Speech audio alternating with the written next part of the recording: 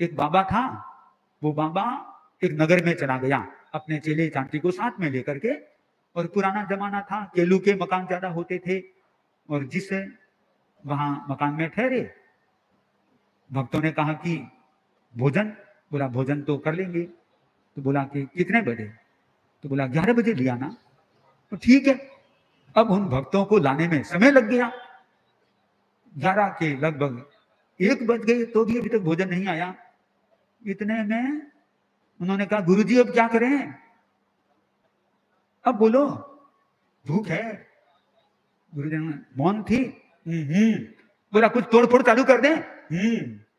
तब एक कवि था, उसने कह दिया, मौनी मौन पारखी भणे, हुंकारे खटकाय हणे, अण बोलिया ही गजब करे तो बोलिया तो के जुलम करे। ये तो बिना बोले ही इतना कुछ कर लिया है, यदि बोल देता तो पता नहीं क्या बकेड़ा खड़ा कर देता। तो ये मौन कोई अच्छी बात नहीं है। ये अनुमोदना तो कर ली तुमने, मौन थी तुम्हारे, पर हिंसा का समर्थन करना भी पाप है। उसका अनुमोदन कोई करता है, उसके भी पाप लग जाता है, और उस अनुमोदन से भी व्यक्ति नीचे तक चला जाता है। इसलिए भिक्षु स्वामी ने कहा कि महावीर वाणी में तीनों करण और तीनों योग, इनकी पूरी समझ विकसित होनी चाहिए। इनकी पूरी समझ विकसित होगी तब व्यक्ति को सही दर्शन मिलेगा। वरना हाँ, जीवों को बस खाना खिलाओ, धर्म हो जाएगा। इतना सस्ता धर्म होता तो ये बड़े बड़े राजा, ये तो सबसे बड़े धार्मिक होते, क्योंकि उनके पास तो अर्थ की कोई कमी नहीं, वो तो यही काम करते और सबसे ज्यादा धर्म करने वाले वही हो जाते। नहीं, जहां असंयम का पोषण है वो कभी भी धर्म नहीं हो सकता। पोषण जठे असंजम रोबो दान दान है, धर्म नहीं। मारे एकण ने पुचकारे रोष राग है, धर्म नहीं। लौकिक लोकोत्तर दोनों पृथक प्रकार हो। ये लौकिक और लोकोत्तर दोनों एकदम अलग अलग रास्ते पे चल रहे हैं। लौकिक का रास्ता अलग है, लोकोत्तर का रास्ता अलग है। दोनों रास्ते कहीं भी मेल नहीं खाते हैं। ऐसा नहीं कि भाई तुम लौकिक धर्म करो तुमको मोक्ष मिल जाएगा, ऐसा नहीं। हाँ, लोक व्यवहार में ऐसा किया जाता है, ये करना उनका अपना कर्तव्य होता है। वे जैसे अपने परिवार का पालन पोषण करते हैं, दूसरों का भी करते हैं। हम लोग एक कोई राजनेता के वहां पर ठहरे हुए थे, आचार्य प्रवर के साथ में। उस राजनेता ने बताया आचार्य प्रवर को कि आचार्य श्री जी, मेरी मां ने मुझे कहा था कि हमारे तो हाथ पांव सब कुछ है और हम तो कमाई भी कर सकते हैं और कमाई करने जाते भी हैं, और जिनके हाथ पांव है भी पर वो कुछ भी नहीं कर सकते, मूक है, पशु है, उनको कौन देगा, अपन दे दें। तो वो राजनेता बोला, मैं जब भी बंदर आते हैं कुछ ना कुछ खिला देता हूं उनको, क्योंकि मेरी मां की बात याद रह जाती है। ये लौकिक बात, ये लोकोत्तर बात नहीं। लौकिक बात में ऐसा होता है और लोग वैसा करने में हर्ष की अनुभूति करते हैं। कोई भी आ गया उसको दे करके थोड़ी खुशी मनाते हैं। ये नहीं समझते हैं कि मैंने पात्र दान किया है। श्रावक ऐसा नहीं समझता है। श्रावक तो यही समझता है कि नहीं, मैंने अपना कर्तव्य निभाया है, क्योंकि मैं गृहस्थ हूं, गृहस्थ की भूमिका में हूं, मैं अपने परिवार का भी तो पालन कर रहा हूं, इसको भी दे दिया, ये भी असंयम में, ये भी असंयम में। ऐसा मान करके जो करता है, कम से कम उसका दृष्टिकोण तो सही रहता है, और जो उसमें धर्म मान करके करता है, दृष्टिकोण भी मिथ्यात्व के युक्त हो जाता है। व्यक्ति को इतना अपने मन में इस सिद्धांत को धारण कर लेना चाहिए कि नहीं, हमें जो भिक्षु स्वामी ने सिद्धांत दिया है, मार्गदर्शन उन्होंने दिया है, उसमें सच्चाई है। इस सच्चाई को हमें स्वीकार करना है।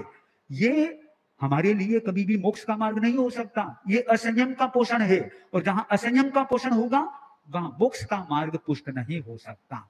उसको लौकिक ही मानता है, लौकिक दृष्टि से मानता है। लौकिक दृष्टि से मानने वाला कभी भी मिथ्यात्व का सेवन नहीं करता। क्यों? कि वह स्पष्ट मानता है, मैं इसमें धर्म नहीं समझता हूं। धर्म नहीं समझने वाला कम से कम अपने सम्यक्त्व को तो सुरक्षित रख लेता है। कई बार एक प्रश्न आता है, गौशाला में आप जाते हैं? नहीं जाते। आचार्य प्रवर पधारते हैं? बोले पधारते हैं। तो वहां उनको दान देने का बोला बिल्कुल भी नहीं, दान देने का क्या कहना है। उनको जाते हैं, वहां पर मंगल पाठ सुना देते हैं, और क्या करते हैं, और तो कुछ कर नहीं सकते। ऐसी भी गौशालाएं हैं जहां पर उनको नमस्कार महामंत्र भी सुनाया जाता है गौशाला में। पर यह स्पष्ट है उनको भी चारा आदि देना ये सब लौकिक धर्म के अंतर्गत है, लोकोत्तर धर्म नहीं है। लोकोत्तर धर्म और लौकिक धर्म में बहुत बड़ा अंतर हो जाता है। आप लोग यदि गहराई से समझ सकें, स्वामी जी के सिद्धांत को जरूर समझने का प्रयास करें। स्वामी जी पर श्रद्धा तो है, और स्वामी जी पर श्रद्धा है इसलिए बार बार गा देते हैं, आओ आओ भिक्षु स्वामी अब तो मारे आंगणिये, आओ आओ अब तो मारे आंगणिये, उभा ओडी काकद का आपने उभा पक्ष उजड़ो तिथि है तेरस घट में, पक्ष उजड़ो तिथि है तेरस घट में, श्रद्धारा फूल बिछावा स्वामने, श्रद्धारा। ये भिक्षु स्वामी को हम बुलाते हैं, उनके प्रति श्रद्धा समर्पित करते हैं, बहुत अच्छी बात है।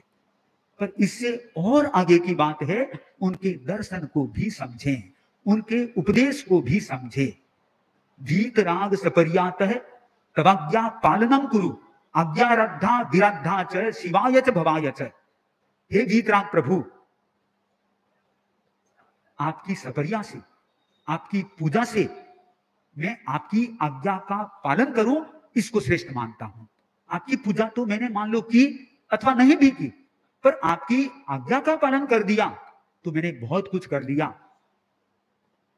आगे महत्वपूर्ण बात कह दी गई कि आज्ञा राधा विराधा च शिवाय च भवाय च।